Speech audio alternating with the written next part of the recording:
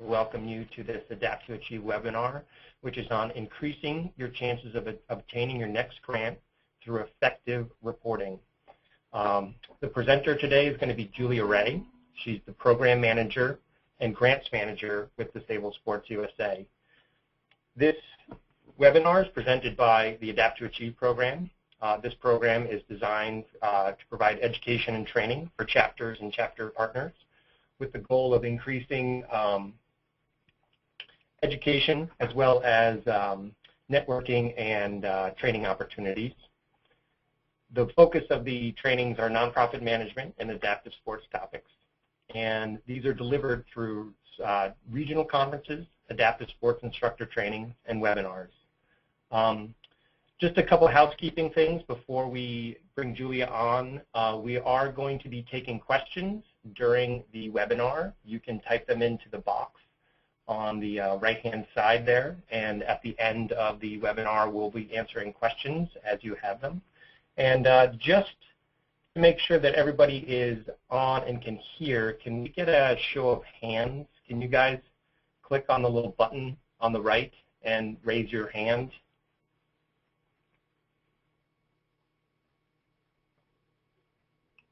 All right. Fantastic. Well, with that said, welcome once again to this webinar, and I'm going to hand it over to Julia Ray to take you through it. Thanks a lot, Rob. Thanks for the introduction. My name's Julia Ray, and I oversee the grants process for Disabled Sports USA. Hopefully we're aiming for this to take under 30 minutes today, so we're going to breeze through some tips on how to best complete our reporting process and really start with how this helps you as a chapter member of Disabled Sports USA, because this is really one of the most important things that we want to let you guys know. A good report does a whole lot more than give us data to relay to our funders, although that's an important part of the process. By providing a complete report, this does help you increase your chances of repeat grants, higher grants, and we do pay a lot of attention to what goes into the report, and just by virtue of the fact you're on the call today shows obviously you have a vested interest in providing us with a great report. So this is all good for you. The information you give us should be data that is useful for you to capture for a bunch of other reasons as well.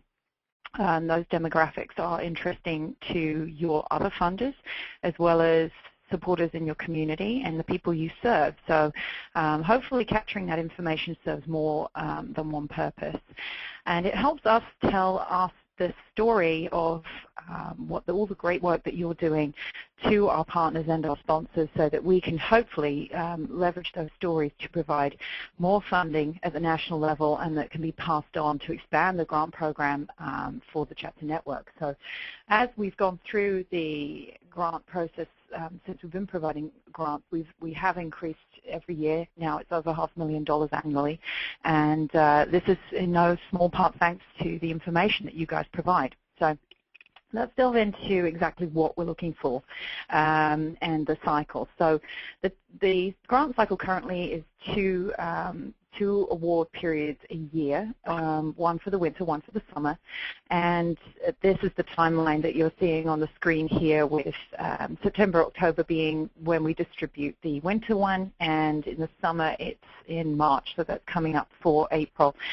Reports are due within 21 days of the program completion, so look out around those times for it. If for some reason you don't see one at that time, we definitely encourage chapters to reach out to us, find out when it's coming, check they haven't missed the deadline.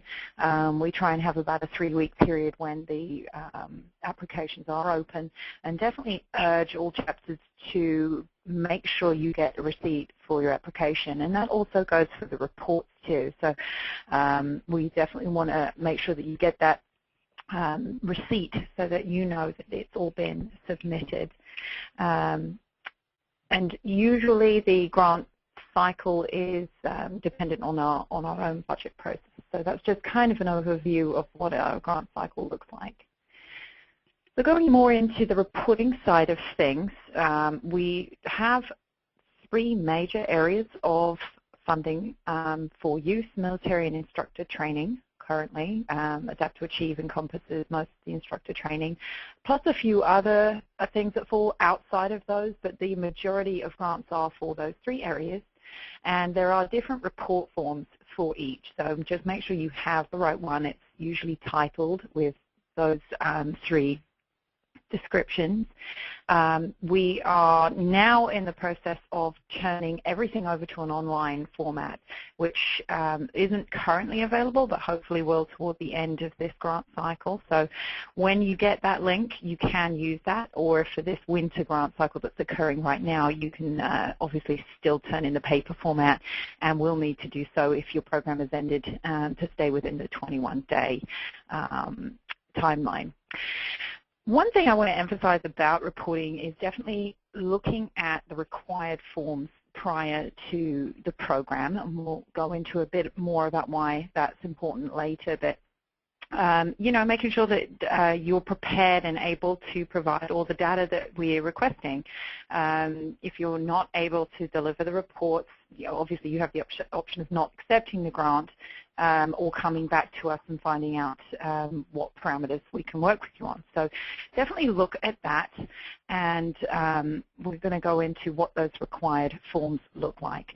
This is a list of the typical forms that we have: the program report form, participant list, event expense report, in-kind report, and an invoice. This is the program report form. The program report form is where you really summarize the bulk of the information, the numbers of people who attended, and the sports that were offered, and the description of everything that happened at your program. So what's important to include on that is definitely tangible, measurable outcomes, facts and figures. You know, do the numbers add up? It seems obvious, but sometimes we get a lot of numbers back that don't seem to make sense with the total. So just check your math on what's been submitted, and don't duplicate numbers. So we're looking for individuals. It's fine to obviously say that you've served one individual multiple times, and that's great, but definitely elaborate on that. And you know, the more detailed and specific you can be, the better. We definitely compile it and use this information to report to our national sponsors, and as complete as we can be increases our chances of getting more support at a national level from those sponsors. So quality is definitely key here, and you know, not always quantity, it's definitely the quality of the information. We sometimes get questions about not completing the minimum number in the contract of number of people served. Please come back to us if that's the case, so that we can work with you. I know that obviously there can be people who don't show up to the program, but certain investments have been made in those people attending, and we want to work with you as much as we can on what has happened. And I know a number of chapters do come back with questions about that. And definitely thinking about what information the public is interested in seeing about what you do. We want to share your story of all the good stuff you're doing. So here are a couple of examples of some very specific quantifiable information to include on a program report form, kind of in the three areas of the grants that we provide. 30 low-income youth each receive 3 hours of free table tennis lessons. So an unspecific example there would be we offered 90 hours of table tennis lessons. So obviously breaking it out down to the number of people for how many hours makes that a little easier. You could even go further. If you've done multiple sessions, we would want to know that too. The next example, a team of 10 veterans competed in the Ragnar Relay, placing 20th out of 100 competitors with a finish time of 12 hours, 31 minutes. So if it is a competition, please do elaborate on how they placed, you know, how the team did in comparison to other teams, particularly if it's an integrated event. And finally, under the instructor training class, this one is talking about how many instructors completed certain hours of on-hill and in-classroom training. We do want to know if anybody received certification as part of that process, and or even who tried to get certification and may not have passed. That information is fine to say as well. So definitely as much detail as you can be, but make it very specific and concise and quantifiable. So here is a great example of some information that we love to see from one chapter, who we've made anonymous from one of our from the last grant cycle. And I'll just read it quickly to you. The program was able to serve 25 low-income youth and their families free of charge during this grant period. We were also able to attend 20 outreach events in low-income areas to increase awareness and participation. The events included a wheelchair sport camp in Denver, a local school in a low-income neighborhood, a networking event at the Children's Hospital of Denver, and more. We have identified over 30 unserved low-income families, over 15 that participated in the kayaking and canoeing program.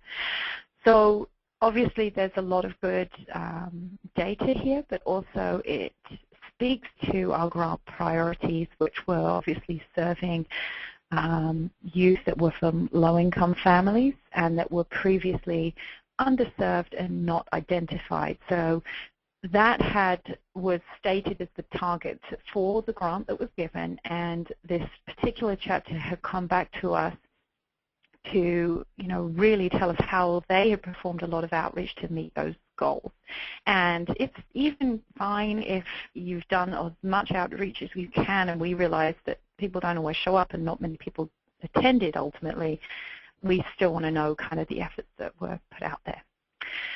On the flip side, this is just an example of maybe something we don't want to see as much of. It's very unspecific. It's about just generally how much somebody enjoyed the program, but there's not really a lot of information in this particular example that we can explain back to our sponsors.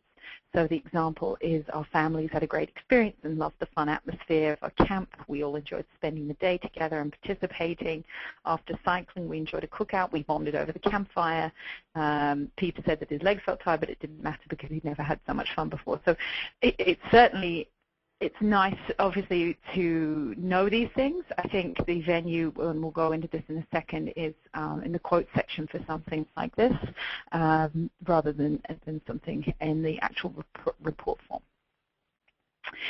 So this is the quotes and testimonials is where that information can be shared, and we definitely do love to see a quote. And we know there are many great participant quotes out there that are good for us to share through our media sources, as well as links to photos and media coverage. If you have an existing album on Facebook or Picasa or something like that, definitely feel free to share those links.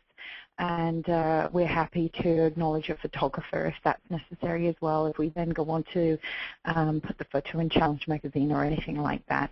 Obviously, if you are sharing photos with us, do make sure that the participants have filled out a media waiver. And samples of promotional materials, we do not get a lot of examples when we are asking for a sponsor to be recognized, and that's something we really want to see more of. If we've asked for a sponsor, if we've included a sponsor logo in your notification, please do try and use it wherever possible, even if it's just in a flyer, if you can take a screenshot of a web page or something like that. So moving on to the participant list. This is a screenshot of our current Excel file. Please provide the information in an Excel format if you can. That's the easiest for us to handle the data. Review the required fields before holding the program so that you know exactly what information is going to be required, and you can include it in your registration process, and try and fill out the form as completely as possible. And then just check that the data you're providing matches what you've put on into your program report form. If you could provide as many names as possible, we do not share that information with our sponsors. We don't share people's personal information. They're just getting numbers from us.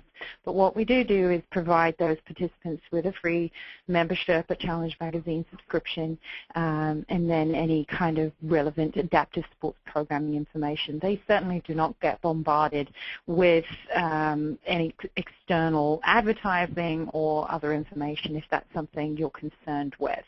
So I'd be happy to answer any specific questions about data there. And just finally, use the pre-populated drop-down fields wherever possible also. Excuse me. This one is fairly straightforward. It's a copy of our expense report just showing some of the categories. Feel free to add a category if it's not featured. For reporting purposes, direct programming costs are all acceptable. That includes program, staff time, and any kind of direct serve participating costs, lift tickets, instructor fees, any sort of equipment rentals and travel, meals, that kind of thing. There are expenses that are usually or pretty typically excluded, including social events, alcohol, that kind of thing. But obviously, if there's ever any question that you have about what is and isn't included, applicable as an expense for your grant, then feel free to ask us those questions. And these are just some general rules about the form. Include all the expenses for the program and the receipts. We have a couple of funding sources that we require receipts for, and if you have to provide receipts, that is in your notification email. You only have to provide enough receipts to cover the cost of the grant, and so just remember to include those. In any case, it's just good practice to keep receipts obviously on file in case you are audited at any time.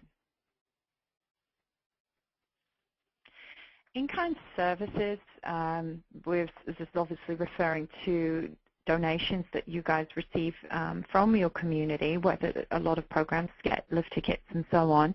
And what this does for us is just helps to tell our sponsors how much matching support there is from communities to their donation. So it just has a multiplier effect. It really shows donors that they have value for money, that the community is also raising money and getting support and multiplying their donation a great deal.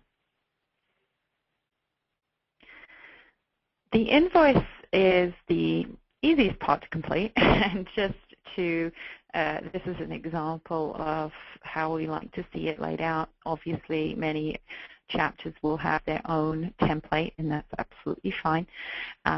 Just remember to have a little bit of detail on the invoice if you can as well, and fairly standard format that's illustrated here. If anybody needs a copy of a template, we can provide that.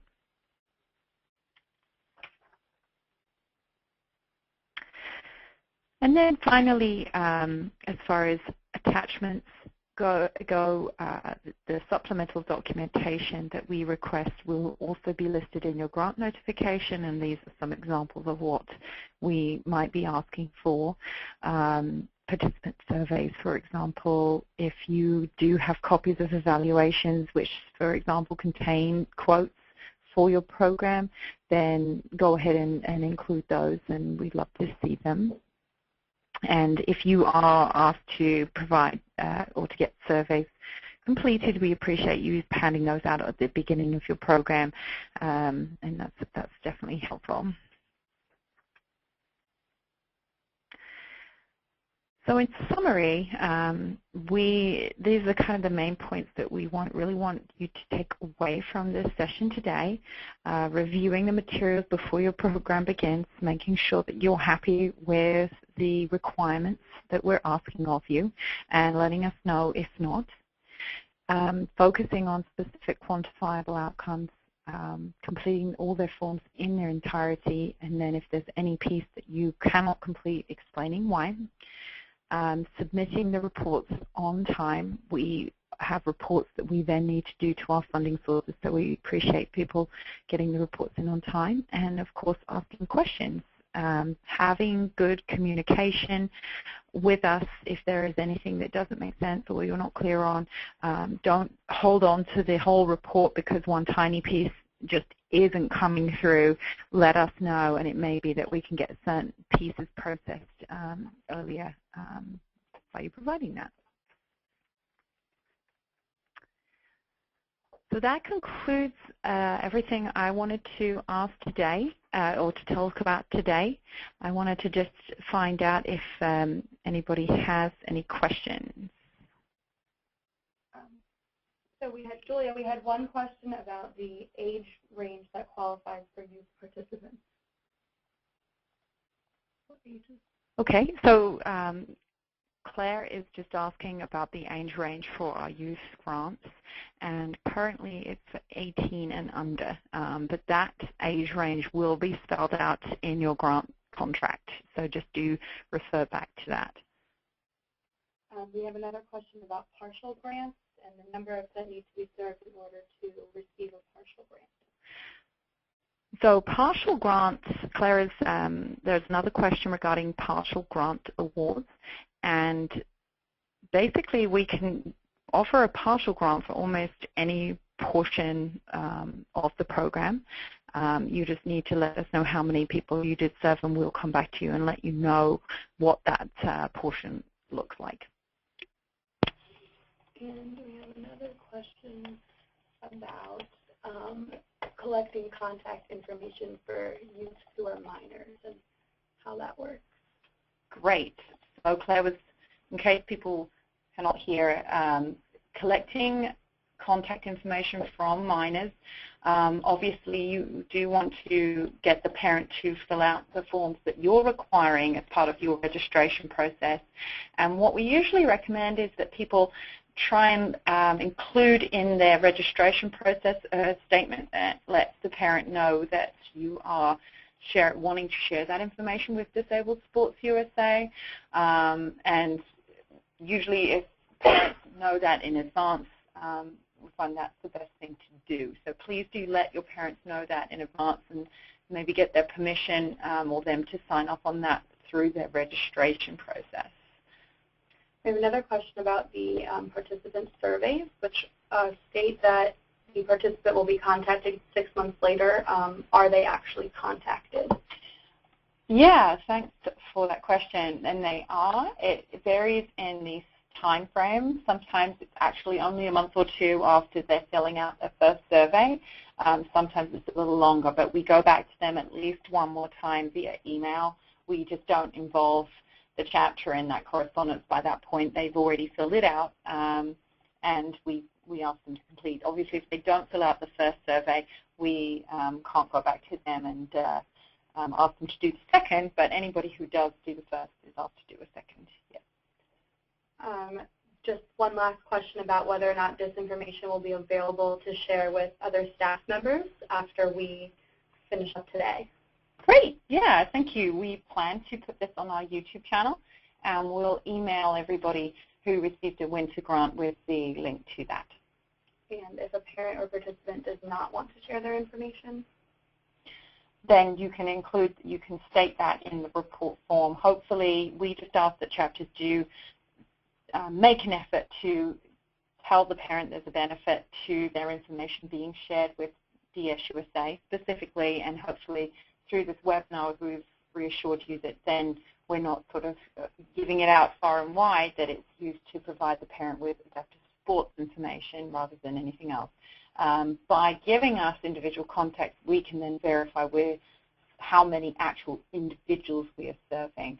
And a good example might be on the winter side. If you have youth who are very interested in racing, we get all sorts of opportunities and resources for youth who want to get on that path to the Paralympic Games, and that's something that once they're in our emerging athlete list, that we can make sure that they get those opportunities. So hopefully parents are interested in receiving those, and you guys at the community level really are the people who get the chance to let them know that. Looks like that's all the questions we have for now, unless anyone else had anything else before we wrap up. All right. Well, thank you, everybody. As I mentioned, this recording will be available, and we thank you all for joining us today. Enjoy the rest of your day.